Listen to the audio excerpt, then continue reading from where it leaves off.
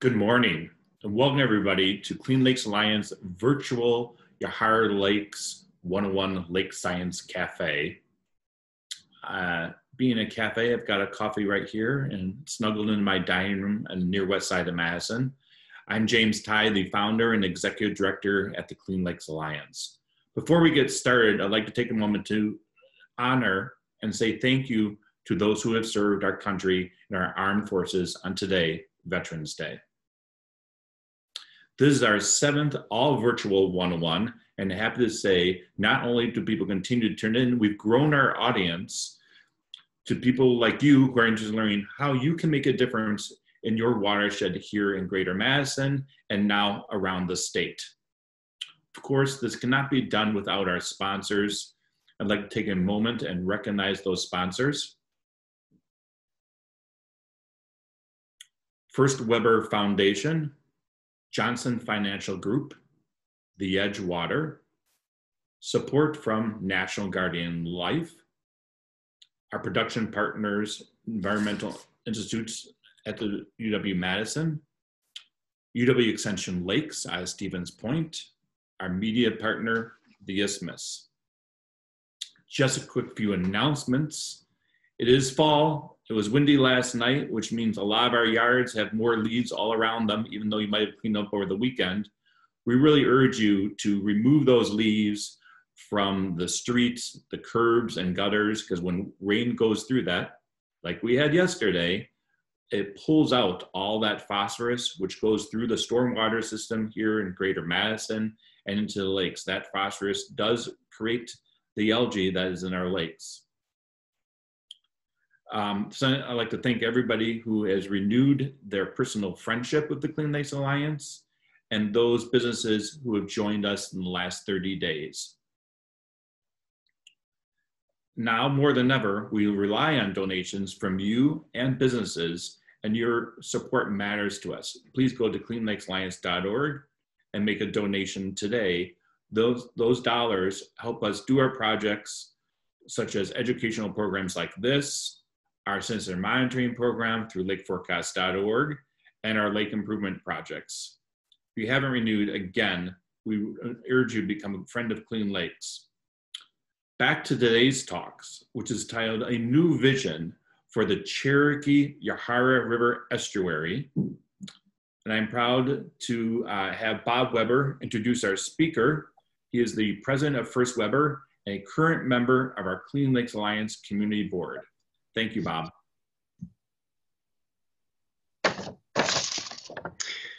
Thank you, James, and good morning, everyone. And as James mentioned, I serve on the Clean Lakes Community Board, as well as First Weber has been involved in the organization in a lot of different ways, but the primary one today is sponsor talks like these. So I'm very proud of the work that we do here and the things that James and company have been able to accomplish over these last years. And speaking of watershed, today's talk deals with a very important part of that aspect.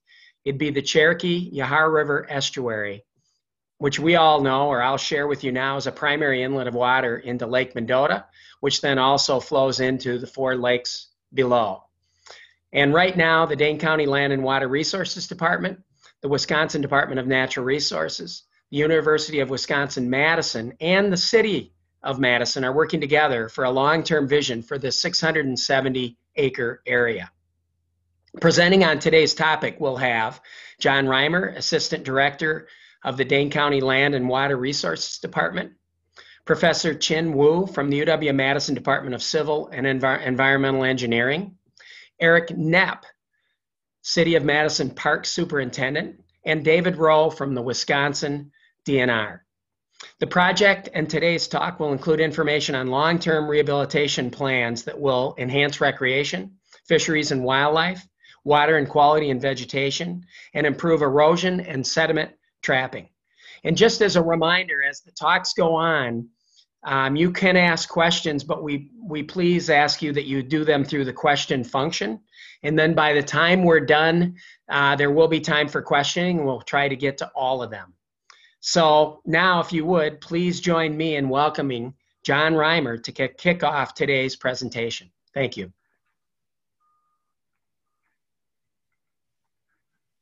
All right, thank you. Thank you, Bob, for the introduction. I'm just getting my screen here up and going here.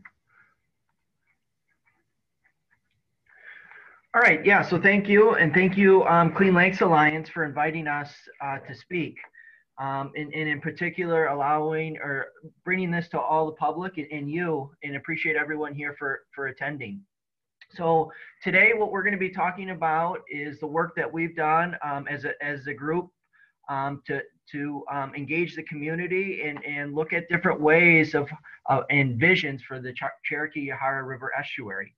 So before we get into some of those details of that, what I would like to do is start with some background to give, if people aren't familiar with the area, to give people that information.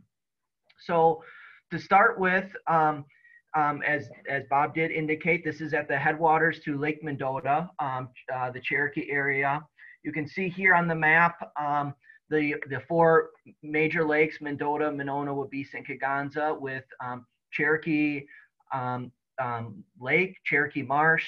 There's several names for this area, and that's where the Yahara River enters. And if we look to the more detailed map on the bottom right-hand corner, you can see the area we're talking about highlighted in red, as well as if you see the map closely, you can see that the different land ownerships. One important feature of this area is there's a lot of public land that surrounds this area, and that public land is Dane County, City of Madison, DNR, and Town of Westport. So, so with that, that's the setting where we're at, and I'd like to talk next about some of the issues that we see with Cherokee Marsh. And this isn't a full list of issues, but just a few. You may have people that may be familiar with the area also have some other thoughts, but I'm just going to share with you a few. So the first is wetland loss.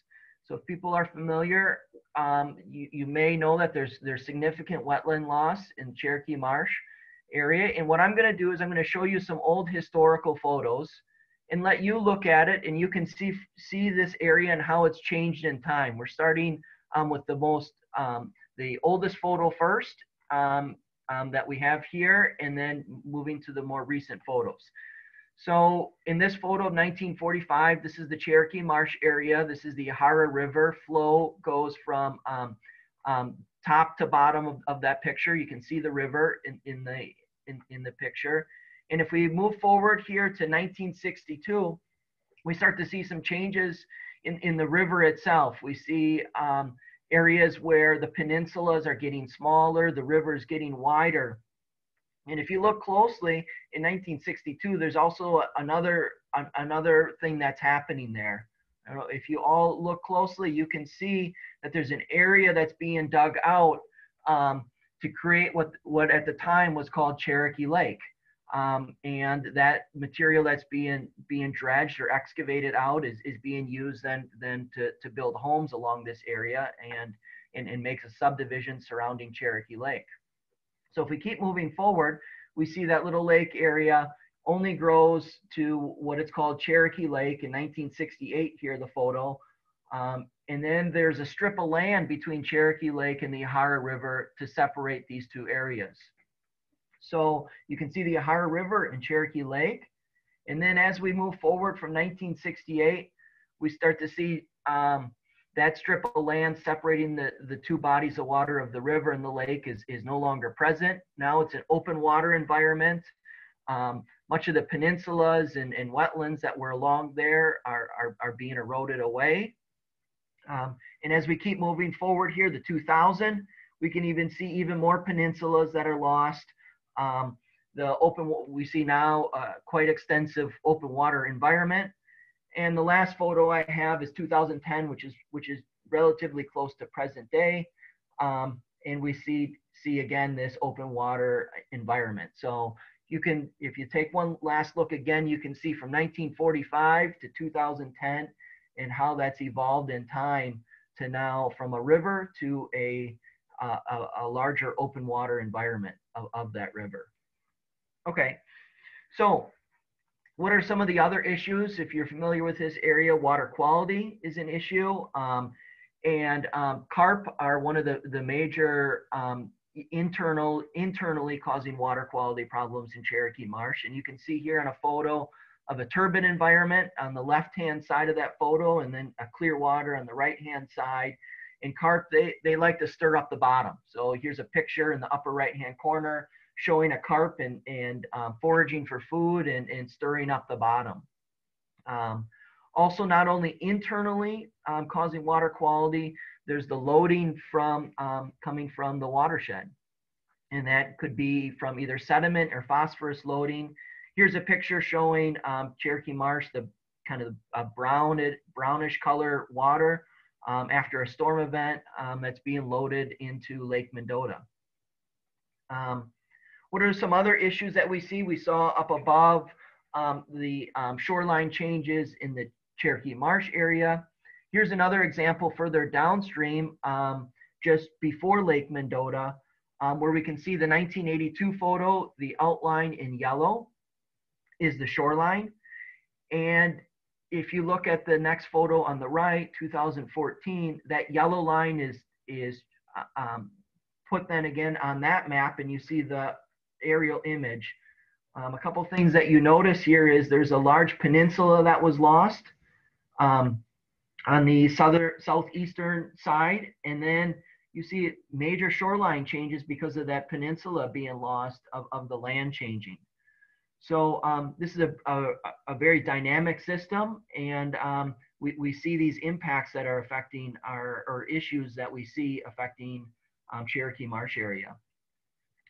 So we keep moving forward. What are some of the efforts that have been done to combat some of these issues? There's been great efforts, mainly by the city of Madison, to restore some of the aquatic plants and the ecology back in this area. Here's some pictures showing different plant species, as well as then mapping efforts that were undergone to quantify and determine where are these aquatic plants and how are they growing. We've seen recently an abundant plant growth in this area, and has been showing a benefit to growing these communities back of aquatic plants. So what are the other efforts? There's been other efforts to stabilize shorelines. One example to that is what we call floating bog interceptors. In this project by the University of Wisconsin-Madison in Dane County, has been set up on one shoreline to stabilize the shoreline and protect the wind waves that cause erosion on the shoreline. Other efforts have been, as I mentioned before, carp, they stir up the bottom and like to cause a lot of turbidity, and that eventually flushes down to Lake Mendota. So there's been efforts to figure out, well, where are these carp? How do we know where they are, and can we track them? And that will give us some insight into where are their movements, where are their patterns. This effort has been done a lot by DNR, and David Rowe will talk more about some of these efforts, as well as UW-Madison helping to assist where the tracking of these carp are. So with that carp tracking, then that's led to removal. Now we know their patterns and see where they like to congregate. The next step is removal. A lot of these efforts led by DNR as well. And here's some pictures showing the carp removal that's been done in Cherokee Marsh. In not only the removal part, but they're also tagging and identifying the carp, figuring out population estimates and understanding more about how many are here and what that population density is. All right. And to really know what's really happening to the system is monitoring. It's an important key of any projects. And we have now established monitoring stations to look at what the incoming water is from the Yahara River and Token Creek, as well as then at the outlet of Cherokee Marsh, which then enters into Lake Mendota at Highway 113. And the purpose here is to look at how much sediment nutrients come in and how much leaves. This gives us an idea of our efforts and how effective they are. All right. So all these efforts have been have been individually done, and what we wanted to do was look from a holistic perspective of what we should do with Cherokee Marsh. What does the community like to see? And how can we bring all this information together to serve many different aspects? So Dane County submitted for a DNR planning grant, and what we wanted to do was look at 4 different goals with this planning grant. When we think about different efforts up here, we wanted to have several goals. So one was, how can we enhance the recreational amenities or improve recreation in this area? Another perspective was fishery and wildlife improvement. Any efforts that we do, what are those benefits for fishery and wildlife? Another goal was, as a large mission of Clean Lakes Alliance, which is water quality, and also vegetation enhancement. And then lastly, we see a lot of movements and shoreline changes with erosion and sediment trapping, and how can efforts be done to reduce that erosion and improve sediment trapping. So this was the planning grant that we wanted to put together, but we wanted this to be not just an individual project with Dane County. We wanted to engage the public and as well as different stakeholders to understand what's important to people. What are the goals that they would like to see happen? So all together then, we wanted to bring all that information together from the community, and our main task was to develop a community vision for the Cherokee-Yahara River Estuary. So here's some pictures below showing some different pictures of really this is a planning effort. And what do we want to see for these outcomes from a restoration perspective, and what are the interests from the community? So to put this together, we had several project managers representing, or project members, excuse me, representing the different, as I mentioned to you from the beginning, there's different ownership along the shorelines, City of Madison, DNR, Dane County, and Westport. And our team represented those people, and we broke off into separate groups, but yet we're still engaged all together to help organize the information from the 4 different goals. So fishery and wildlife improvement was led by David Rowe and Julie Widholm. Recreation enhancement, Eric Knapp, Greg Fries. Water quality and aquatic vegetation, Mike Sorge and Dick Lathrop. Erosion and sediment trapping by Chin Wu and myself. And then lastly was the public engagement to bring all this information together to the public and get public feedback, Tom Wilson and Mindy Habecker. So the next part of the presentation, we're going to go into these 4 different goals, and each member will talk about these different aspects of the project. So with that, I'm going to hand it off to our first perspective, which is the fishery and wildlife, and David Rowe. Thanks, John, and it's nice to talk to everyone this morning. So we looked at all the management practices that we could do. Like John said, this was a real important thing to get public feedback on. Here are all the different options that we have out there, and what are options that resonate with people? Are there things that cause people concern? And so one of the first things you think about when you think about fish and wildlife management is possibly fish stocking and regulations. And so, like John said, common carp, which is an invasive species, cause a lot of problems in the system. And so we can stock predator fish into the system to try to eat and control those carp. Problem with carp is they grow big and fast quickly, and fish stocking really can't be that effective. But regulations can be, but it's one of the things we talked about at the meeting. We don't do active fish stocking in Cherokee, but it's connected to Lake Mendota, where we have stocked northern pike in the past, and we are actively stocking walleye to improve that population. And both of those predator fish do consume juvenile carp. But really, the best thing we know that eats carp is bluegills and bass. And those are species that once you get clear water by carp removal, they actually do pretty well on their own. and can actually have been shown to control carp populations so they're not detrimental. Why don't you go to the next slide, John? Another thing that we talked about is improving the habitat for fish and wildlife. And a possible management practice is shoreline stabilization using trees or other things that replicate a natural process. And so on a lake with no development, you have mature trees that grow on the shoreline. They get old, they die, they fall in, and they create some stability in that shoreline.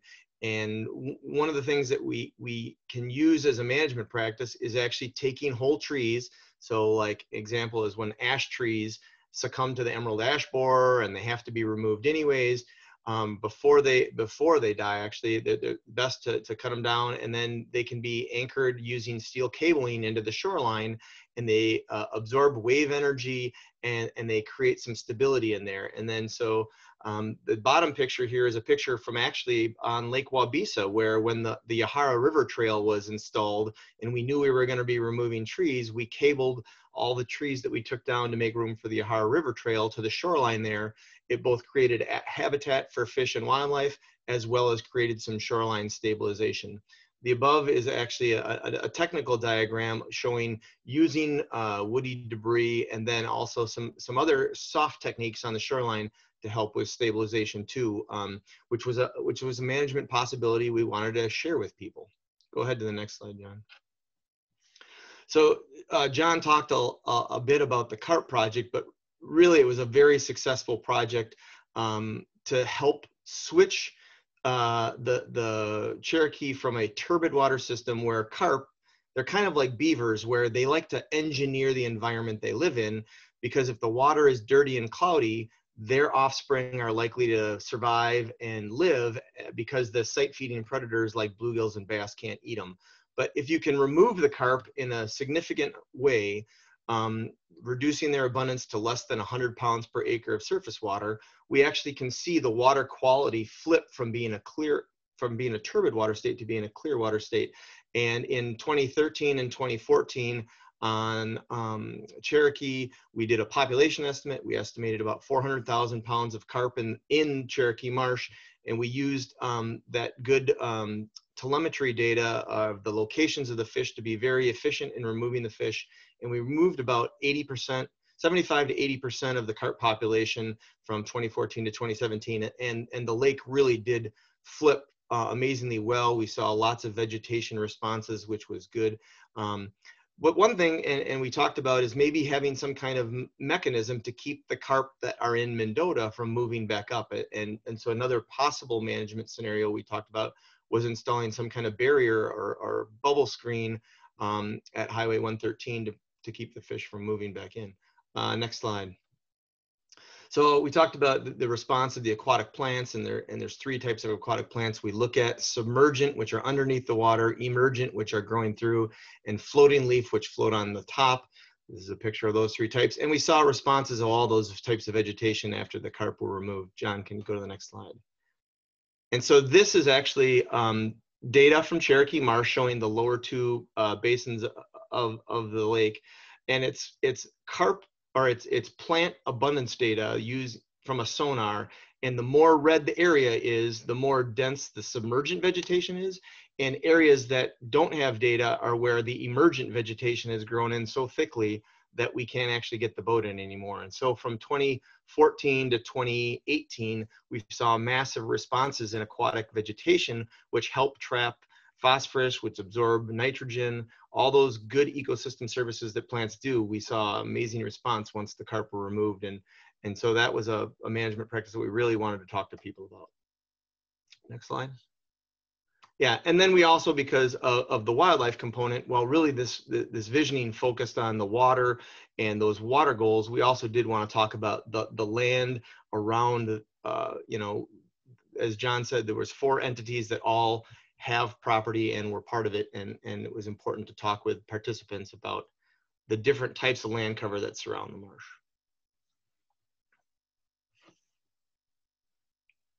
So then I'll turn it over to Eric. Good morning, everyone. My name is Eric Knapp. I'm the park superintendent with the city of Madison, and the piece of the puzzle here that I was focused on. Obviously, all the areas are important to us in the city, but we were heading the recreation enhancement, and based on again the collaboration with both nonprofits and all the landowning public agencies in those discussions, it's pretty clear that one of the major values of the estuary from a recreational perspective is access to the water for recreational boating and fishing. There's certainly a history there as far as even regulations around motorized boating on Lake Cherokee, as it's known. But within the estuary, we certainly value that connection to the water through fishing and boating. As we move forward, some of the things we were talking with the public about are plans that are ongoing or in action. Dane County working on the carry-in access north of Lake Cherokee. The city of Madison, we continue to evaluate some options for improving the boat landing and parking access that you would access from Wheeler Road and School Road. And then we are also looking at options at the city for Cherokee Neighborhood Park, which is, I think, an important part when we talk about a balanced approach to recreation opportunities in this area. It's a beautiful neighborhood park right on the estuary, right on Lake Cherokee, and we are looking at pier locations or things like that. Shore fishing is very popular there. Next slide, please. Another sometimes overlooked, not by us on this team, but really important value from a recreation perspective is the bird, wildlife, and nature viewing opportunities that the estuary and the area provide. The robust amalgam, if you will, of public lands is quite impressive, protecting the estuary, and that gives a lot of opportunities for trails used in both the winter and in winter weather as well as across the year. We certainly see a value in continuing and sustaining an effort. The city of Madison and others work closely with a number of people, including the Friends of Cherokee Marsh, and is regarding to trail maintenance, management, and planning. A big part of protecting that recreational outlet of bird, wildlife, nature viewing, photography, as you see here in the picture, a big part of that protection is important, that we have a solid plan for the estuary to protect against erosion and degradation of the remaining land. It was mentioned earlier, the loss of the peninsula, certainly a very sad day in the history of our public lands management in this area. Next slide, please.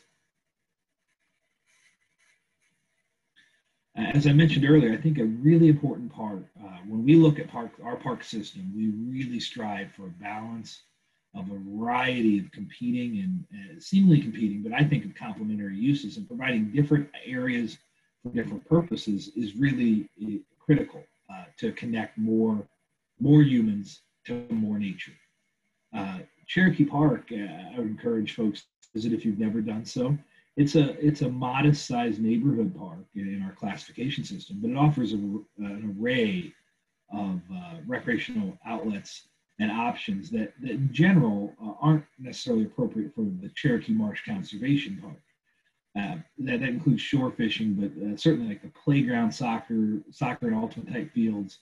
There's a lot of picnicking. We actually have boat storage locations for non-motorized craft here, which we certainly support. We've enhanced that access over the years and work to add some options.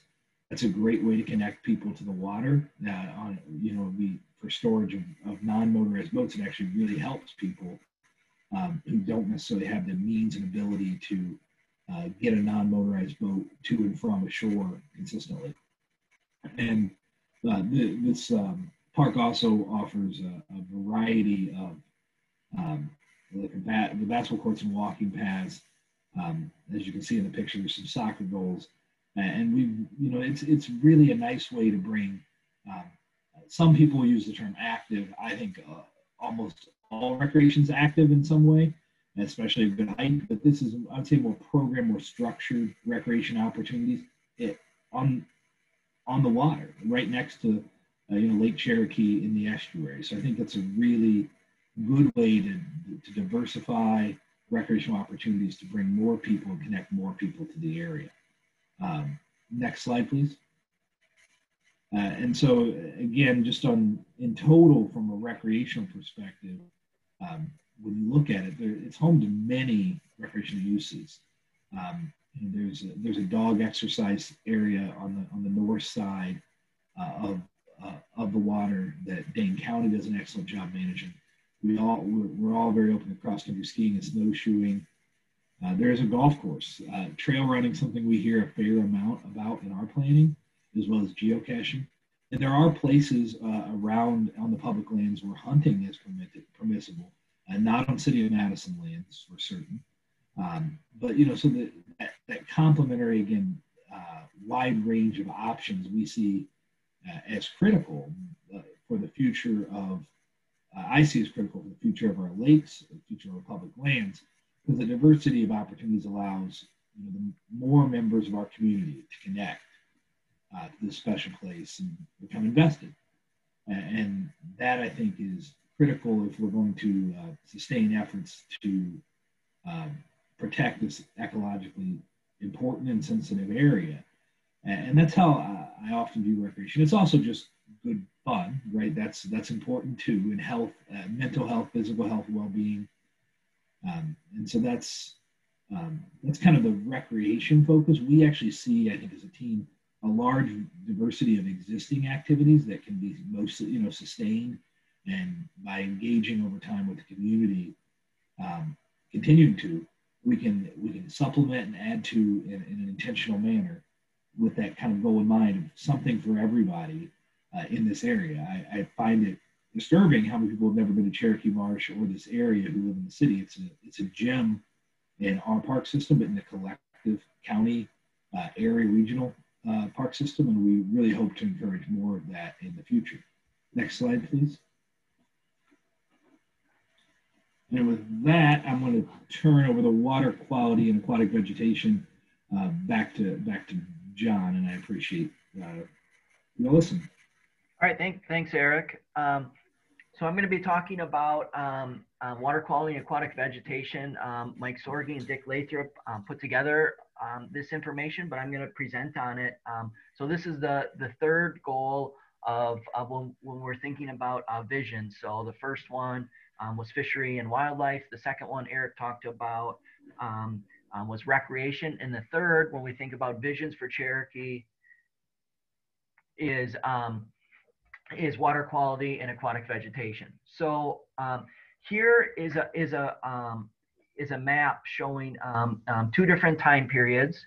And what this is showing is sedimentation in the Cherokee-Yahara River area without vegetation. So this is in a period where there wasn't very much vegetation back in 2009, 2010, for example, on the left-hand side. And in particular, when you look at this map, there's a bunch of different colors you see, but mainly you can see it and look at, if it's red, that's accumulating sediment or deposition. And if it's blue, that means it's loss of sediment or eroding. So if we look at the first plot, which shows from June 2000 to June of 2010, we see over that time period different features here. So for in the upper part, we see mostly it's kind of this greenish, bluish color, which is dominated more by erosion. But then the lower part, we see a lot more red. So from this 1 year period, we see a lot of deposition that's occurred over that period. And then if we fast forward or go to the next year, from June 2010 to July of 2011, we see it's really much more blue overall, which indicates there's a lot more erosion. So everything that was accumulated from June, or I shouldn't say everything, but the amount of sediment that was accumulated from June 2009 to 2010 now was eroded in June 2010 to July 2011. So what we see here in this case without vegetation, we see the system is very dynamic and the sediments move around. It either will accumulate or it'll erode, depending on the storm flows or the different conditions that we have. So again, up in the upper right-hand corner shows a picture of the sediment that you can see that murky kind of color during a storm flow. All right. So another piece when we think about water quality and aquatic vegetation, we often talk about phosphorus.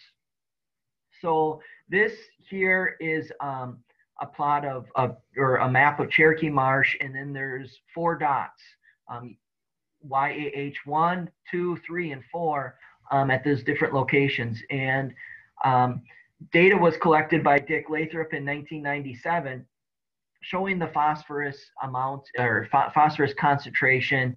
Oftentimes we represent this in milligram per liter, but from a relative sense, you can see the numbers range from 0.1 to 0.2 back in this period in 1997. And if people aren't familiar, the water quality TMDL standard that we're shooting for is 0.075.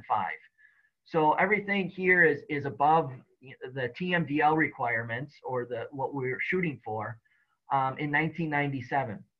Then we look here in 2018. We repeated the same things more recently. That was done in 1997. And we see that the concentrations are dramatically less today than what they were, which indicates here from either as David Rowe talked about, the carp removal, which is stirring up the sediments, and more abundant aquatic vegetation that's improving, reducing the phosphorus load traveling downstream. So we see that benefit here, as well as right there over these years, there's been also some upland work. So that also can contribute to less phosphorus being delivered into the system. So we see that pattern of things have gotten better since 1997 to present day. And here also is another map of the same area. We recently did this last year, took again more samples along the whole stream corridor. And this is during a big storm event. So before was general conditions under everyday event of base flow. And this is what we call storm flow. So after a storm, we quickly went out here and measured all the phosphorus along the river here. And what we wanted to do was to see, well, when a storm is happening, how much of that storm is entering into Lake Mendota? What is the role that Cherokee Marsh is doing today? And what we saw during this period of September 2019, in particular, there was a lot of vegetation in here. So we wanted to do it at a point in time when we knew there was very abundant vegetation. And what we see just from the numbers, that at the beginning upper area, we see about 0.3 milligram per liter. And then as we get down to Lake Mendota, those concentrations get less and less, indicating that, or suggesting that Cherokee Marsh is trapping a great deal of the sediment and phosphorus. So we see those improvements here from a phosphorus level. And it's showing that some of the work that's been done has been effective. So with that, I'm going to move it to Chin to talk about really on the erosion and sediment side in those processes. Thank you.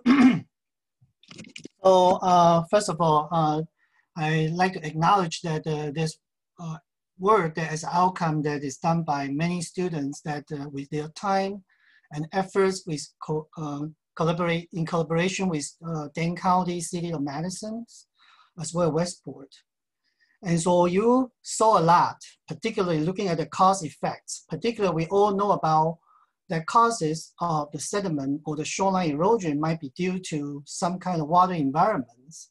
So we take approach on the mechanistic process-based angles that separate out the water levels wind waves, storm-induced flow, and figure out what are the critical conditions that will make the sediments not only at the bottom, but also the shoreline being eroded.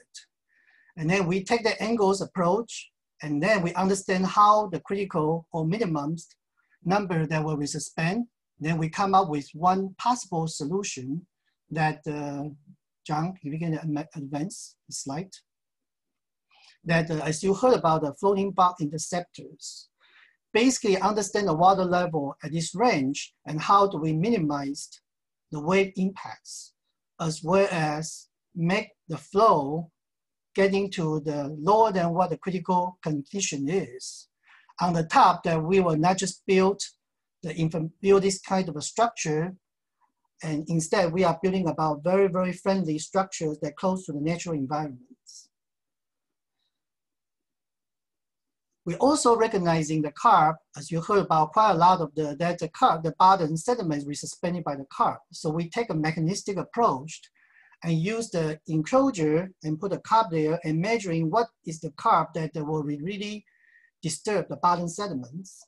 And then we compare with different drivers under the different conditions. John? And looking at the wind wave that we suspended, as well as how the vegetation can help to get that turbidity go down, as well as looking at the flow due to the stony day during the particular on the high flood conditions. And then we come up with these metrics that turn out to be the carp are responsible for 25%, 1/4 of the sediments with suspension or water columns. And then we go into this direction about providing suggestion with, as you heard from David Rose, that taking that information and then figure out the location where the carps would be kind of habitated and then focus on their locations. John? And then not only we are doing the one, we monitor particularly the DNR, Dane County, that take the whole collaborative approach, continuously every time we move the carp in the consecutive years, make sure the biomass going down. And this will turn out to be quite effective. And if you hear from the 2017, that we monitor water qualities and then looking at the carp biomass go down. John, next.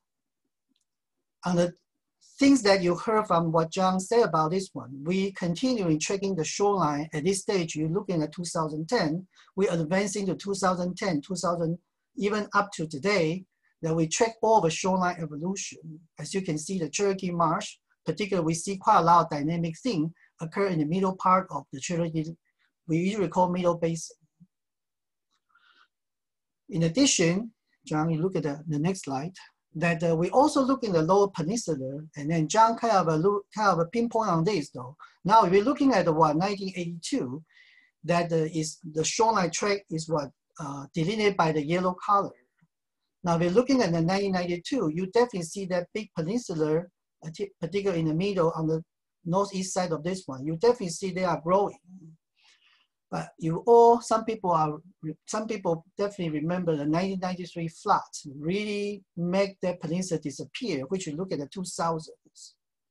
The existing of that peninsula or disappearance of the peninsula somehow changed the whole shoreline on the west side of the shore.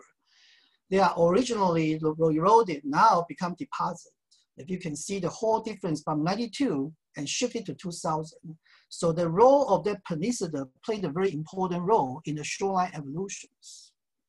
In 2014, even we see that on the east side, if you're going down to the Yahara rivers, on this map, on the east side of it, you will start to see, a lot of erosion taking place at this point.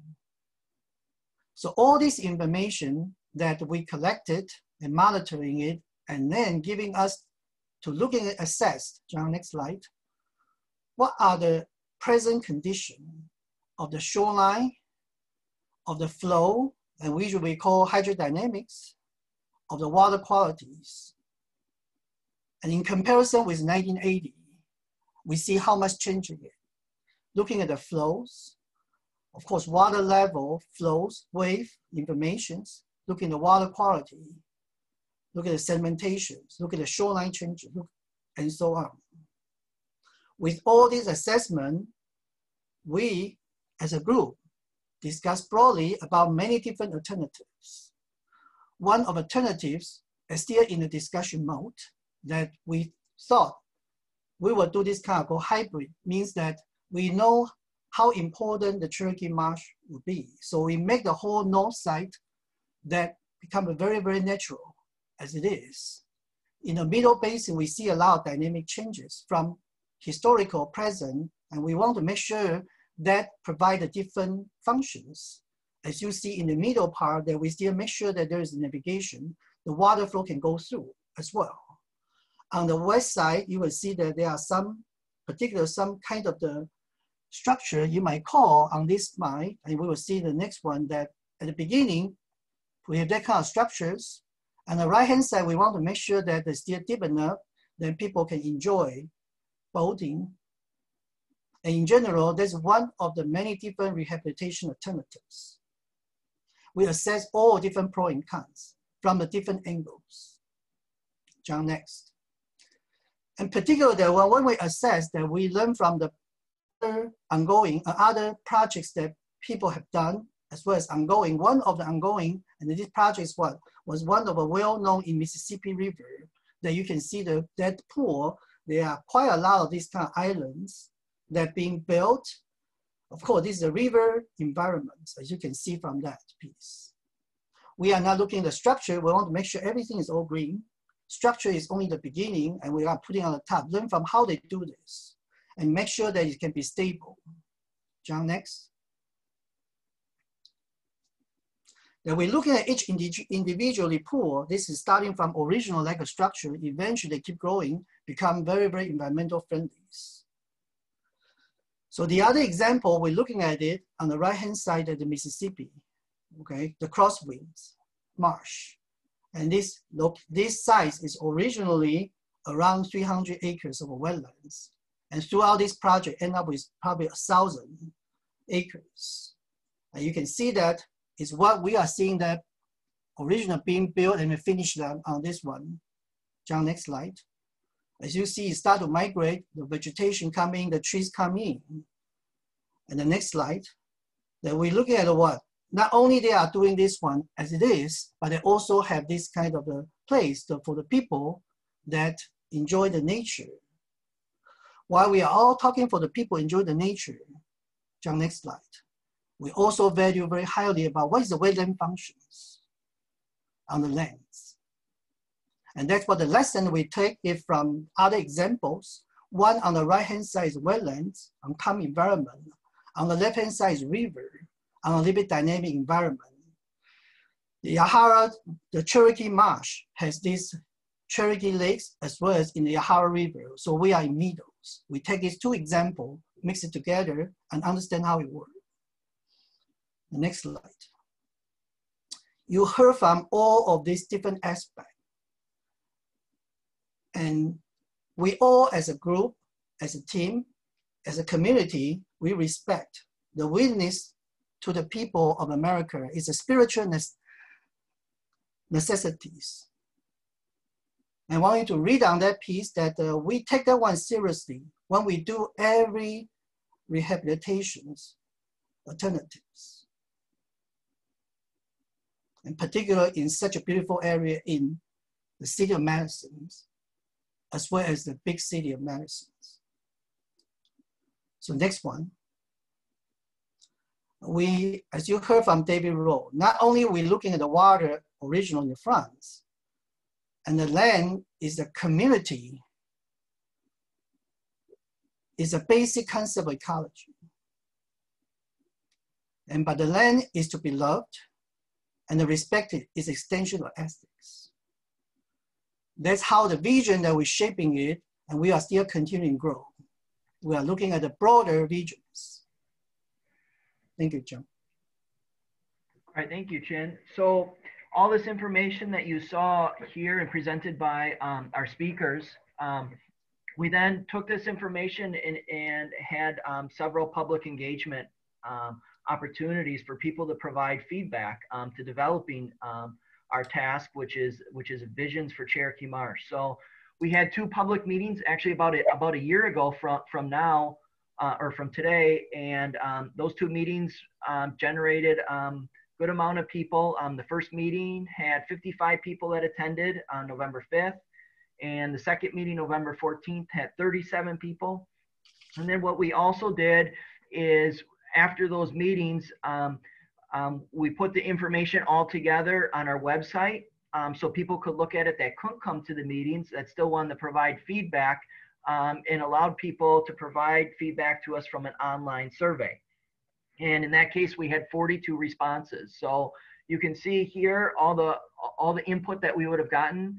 And what I'm going to do, because my time is running short here, is just summarize for you the survey results that we had from our survey.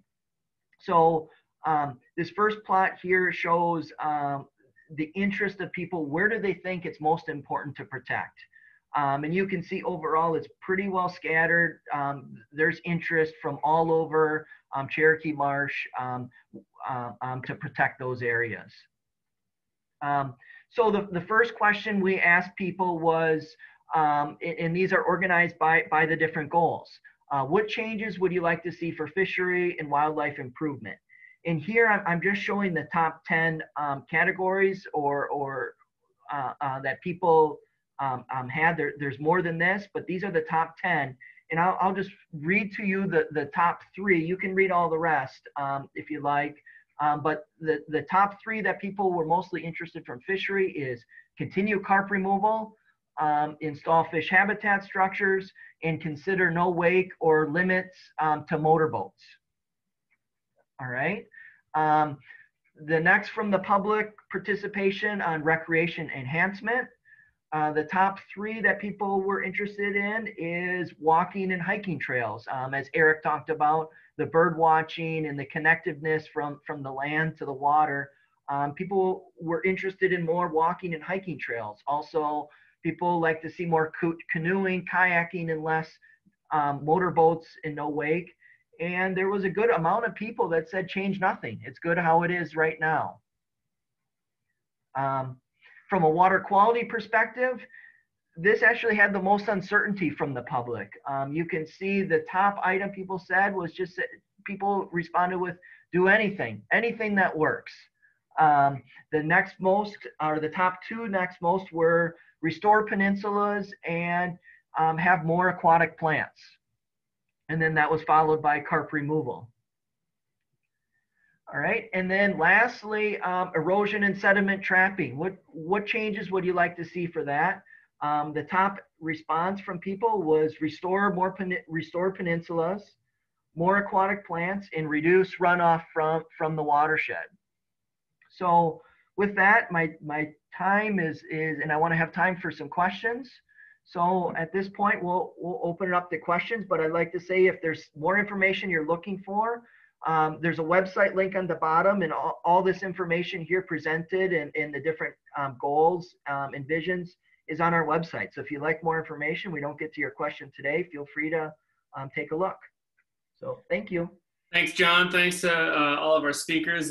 We've got about 7 minutes here, so we're going to try to rattle through some of the questions we got. A lot of great information. And just as a reminder, this presentation will be available in a PowerPoint after the program, and we'll be posting the presentation later on YouTube. So, and we'll send that link out via our social media channels if anyone wants to rewatch any part of the program. A couple, actually a spattering of questions here. And, you know, one that I think somebody asked early on was, and I'm not sure exactly the direction of it, how much actual marsh is there in the estuary? Is that a number that is stable? Is it growing? Is it decreasing? What is the actual marsh? John, I'll look to you to. Sure. Yeah. So in terms of the marsh, I mean, there's some upland area outside of the water edge, that's marsh.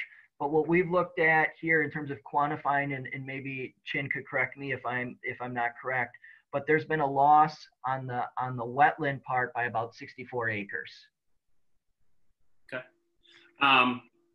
Something that a few people asked that I think kind of pertains to this, but I think it's more of a question, is they were curious about some boats that they've seen at night with lights up in that area. And is there anything you can tell us as to what those boats are doing? Are they just fishing boats? Are they something else?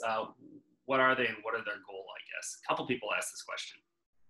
Yeah, I'll give that to Dave Rowe to answer that if he could. Yeah, so as well as us removing carp, fishermen remove carp, and the common way they do that is at night with boats that have LED lights on the front. They illuminate the water in front of their boat, and they see those large carp in the shallows. Usually it happens in the spring of the year as they're warming up or right before spawn, and they'll use bows and arrows to shoot the carp and then take them out of the lake.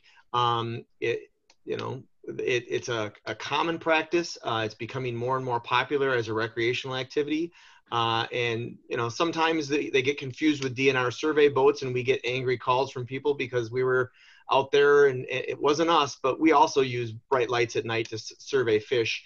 But if they've got dip nets, it's the DNR, and if they've got bows and arrows, it's usually carp fishermen.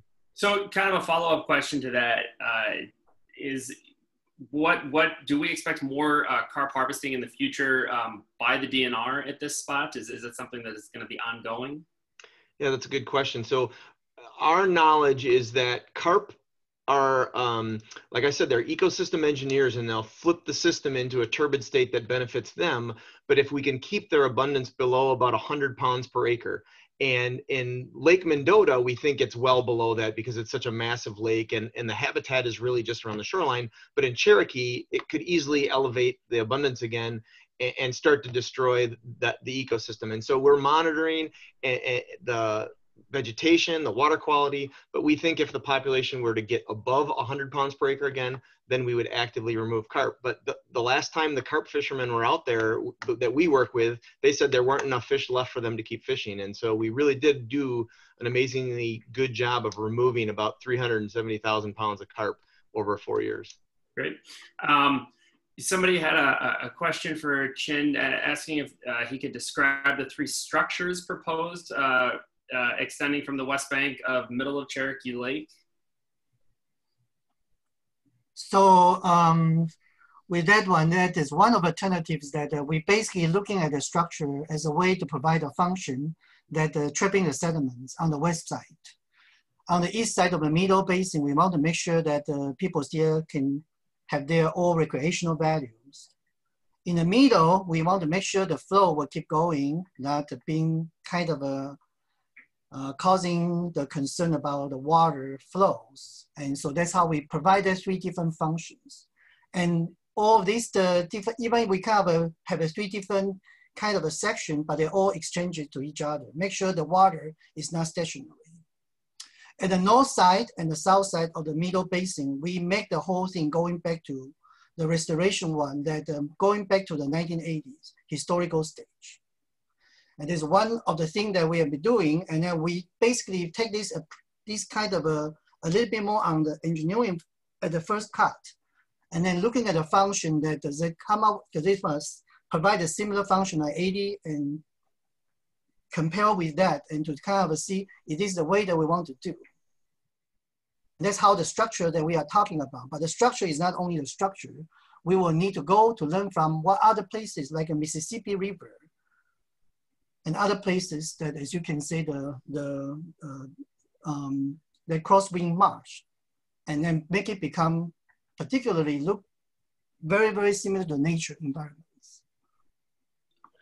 Okay, we're going to try to rattle through just a few more of these. Thank you. A couple people kind of asked the same question in different ways, wondering, does the Token Creek project impact the Cherokee Marsh improvements, or kind of more or less somebody specifically said, suck the muck, reducing sediment inputs. What is that, and how, I guess, does that affect this project? Yeah, so the projects upstream that we've done, either on the watershed from the agricultural runoff or the legacy sediment, removing it, the goals are to benefit Cherokee Marsh and Lake Mendota to prevent less nutrients and sediment delivered into this system.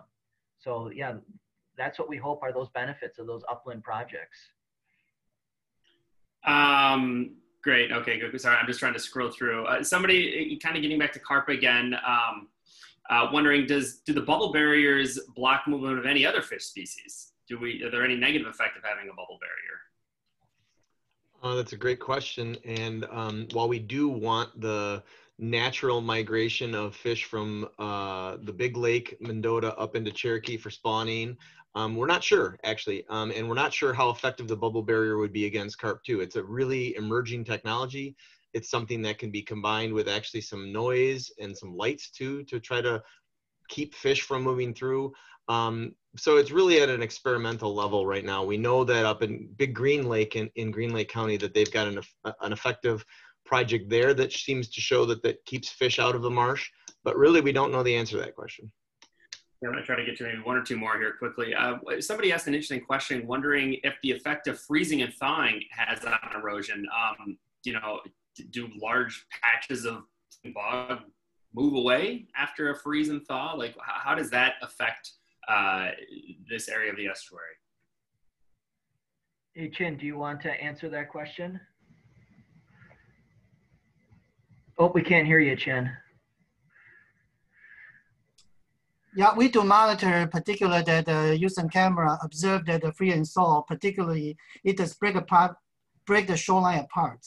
So this is something that we understand that is a totally different causes that in addition to all this dynamic water level and wave, but this is something that we need to learn about how to want to deal with that piece on the shorelines.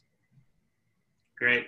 Okay, I know we're a little over here. I'm going to just ask one more question, then we'll wrap it up. Somebody had a good question. I thought the carp removal has definitely cleared the water, but they said they paddled the area for a number of years, and that the surface plants have made it harder to paddle. And curious to know if the surface plant coverage will continue or will be managed to allow paddling in the area again. I can answer a little bit on that. So yeah, what we've seen is an abundant plant growth, and we see that keep expanding. So there's probably a point where there's a time when how much do we really want, and that's part of this project, was to engage the public about, do we want to see more aquatic plant growth or less? And from some of the information we've seen is people like to see more aquatic plant growth. So but then there's the conflict with navigation and more canoe and kayaking, and how do we make those two come together? Sure. So. Great. Okay. Honestly, last question. I know we're 2 minutes over, but these are all been very interesting. Someone just had a very interesting question too about public engagement survey. Talked about limiting dogs. Is there an impact to the Yahara Dog Park? It's a very popular park with dog owners. Great scenic. Just curious if that's going to be impacted by the survey, the public input survey, or not. Yeah, the public survey did have a couple people that did say they wanted less dogs, and in fact it was more on the specifics were on the city shoreline side, on the east side. I don't know if Eric's still on, if he has any comments with that, but that's where I saw from the survey most comments were on the city side, on the east shoreline. Good. Okay, well, look, we're over by 3 minutes, and there are still 96 people dialed in here, which tells you how exciting this talk has been. I want to thank all the panelists again. We learned a lot of really neat information, and I think we could probably sit and chat about this for another hour, because people keep coming up with interesting questions, but unfortunately our time is up. So I want to thank everybody again. I want to thank our sponsors. Thanks for joining us. Just for everybody who dialed in to join us. It's so important that we get to continue to engage with everybody while we all sit in our basements and sunrooms and living rooms and wherever we're working these days. And so we're really happy for that. We're happy for our sponsors to allow us to continue these talks. Dial us up again next month, December 9th. We are working on our final Yahara Lakes 101 of the year. We'll look at the Vilas Park Master Plan, which is really interesting. I think Eric Knapp from Madison Parks might be back to give us some information on that. You should be getting an email about how to register for that, or watch us on the social media channels, Facebook, Twitter, and Instagram, and LinkedIn if you're out there too. If you're a friend of Clean Lakes Alliance, like we said at the beginning, thank you very much. All your support and donations, we really appreciate it. If you haven't joined us yet, we'd love for you to support the good work we do, because we're trying to continue to bring you these talks and a whole host of other important things that make the watershed, improve the watershed for everybody using it. So thank you very much, everybody, and have a great morning.